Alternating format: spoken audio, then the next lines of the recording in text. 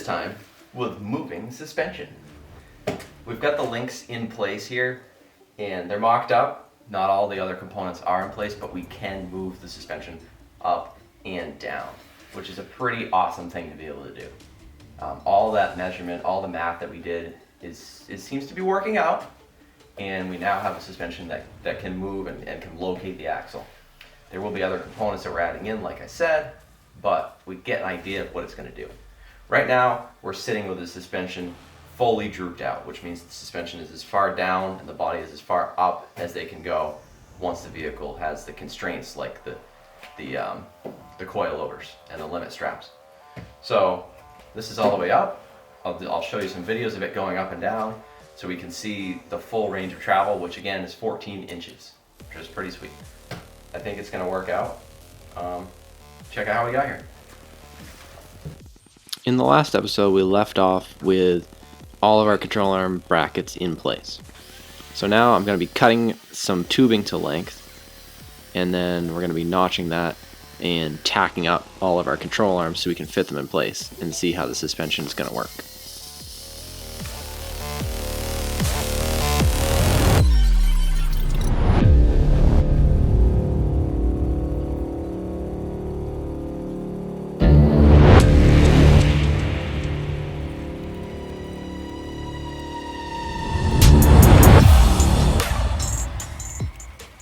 The material we're using for the links is a 2-inch OD 1/4-inch wall DOM, some pretty rugged stuff, and we're just going to notch one end here, and that end is going to have a welded on cup that a bushing is going to get pressed into. You'll see that in just a second. There it is, and then I'm just going to tack that in place, and then we'll press the bushing in once this is all, both ends are tacked, and then we're going to bolt it onto the vehicle.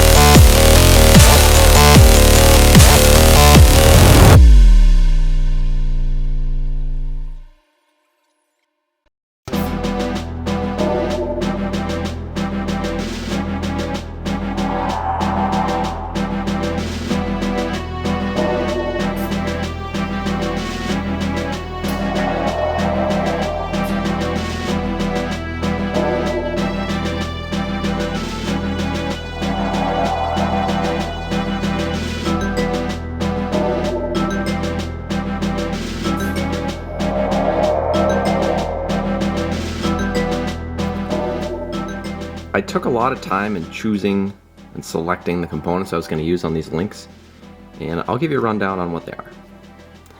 The joint that we have here at the axle end of our links is a trail gear creeper joint. It's very similar to a Johnny joint. In the rear I'm actually going to be using Johnny joints, but what it is it's a Heim joint, essentially, that's captured on each side by polyurethane. So what that allows is the joint can move a lot, every which direction, but it also has that cushioning effect of the polyurethane. Pretty cool feature. What we have here is a Synergy double adjuster. This welds into the tubing and then allows us to adjust the length of our links just by rotating this portion here.